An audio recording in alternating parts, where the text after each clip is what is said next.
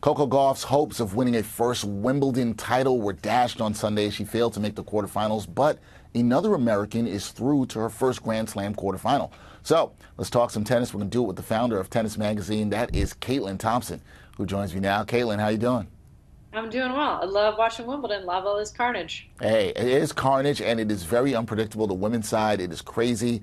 No idea who's going to win this. We'll get to that later. But first, we're going to start with Coco Gauff. Bounced by fellow American Emma Navarro, 6-3, 6-4 on Sunday. What went wrong for Gauff, and what went right for Navarro? This was never going to be an easy match for Coco Gauff. I mean, the truth is, grass is just not her surface. She likes a slower ball. She likes a lot of time to set up that big forehand. Her backhand is impeccable, but her forehand is not suited for grass. It's not suited for that fast, quick speed. And the truth is, Wimbledon is a tall order for her. Getting through to the quarters was never going to be an easy path. And frankly, I'm kind of surprised she's made it this far. That's not at all to slight Coco. She's a wonderful kid. Everybody loves her. It was fantastic watching her win the U.S. Open. But what went wrong for her today is just Emma Navarro. Emma Navarro is a solid, incredible mover without a weakness and just steady as she goes. So even on her best day, Coco Gauff is going to have a ton of trouble with somebody like Emma Navarro. And for those of you who were hearing her name for the first time, keep your eye on her. She's a University of Virginia champion, like another woman in the draw, Danielle Collins. And she is just solid and has been improving year on year. She's quite young. She's 24. She's not the 20 of Coco Gauff.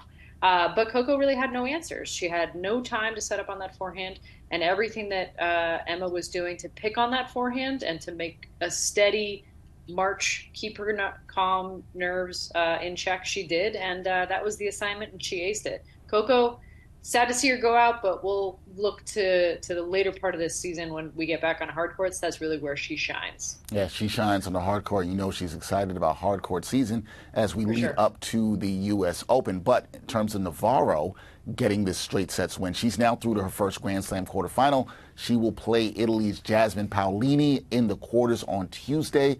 Does Navarro have a real chance here in your eyes to advance to the semis with the way she's been playing? For sure. Actually, that's a really, really interesting matchup. Neither of these women are huge. They both play a real speedy game. They both cover a lot of ground in the court.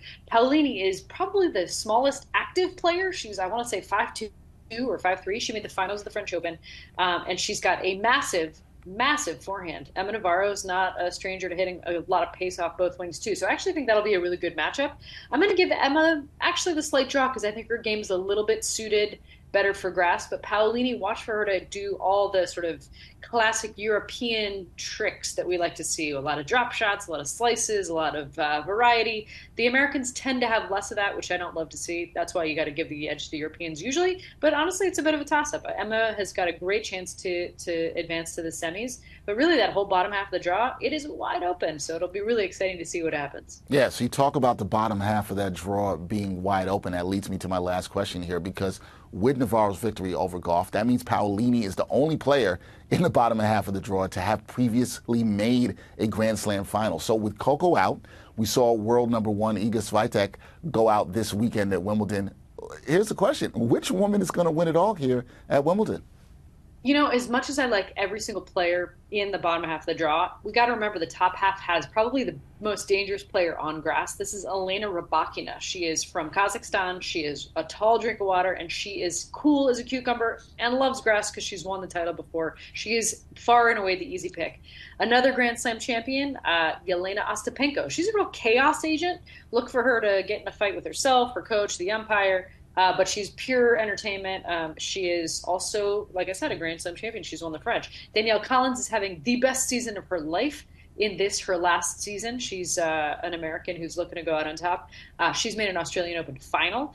So there's a lot more sort of, certainly resume in the top half of the draw. And I have to imagine that it's going to be really, really tough for anybody from the bottom half, assuming, they make the final to put up a good fight, probably against Rybakina. But, this is the thing that we like to watch about tennis. It's chaos, and this is why you play the matches. You don't know what's going to happen until the last ball is struck. Yeah, no, you're right. Anything could happen. You might say that it favors the people in the top half of the draw, but it's been chaos I kind of expect more chaos, Caitlin. We will see how that all plays out in the final week of this Wimbledon tournament. That is Caitlin Thompson, founder of Tennis Magazine. Go check out her work there. Caitlin, always good talking some tennis with you. We will do this again soon. See you, Dexter.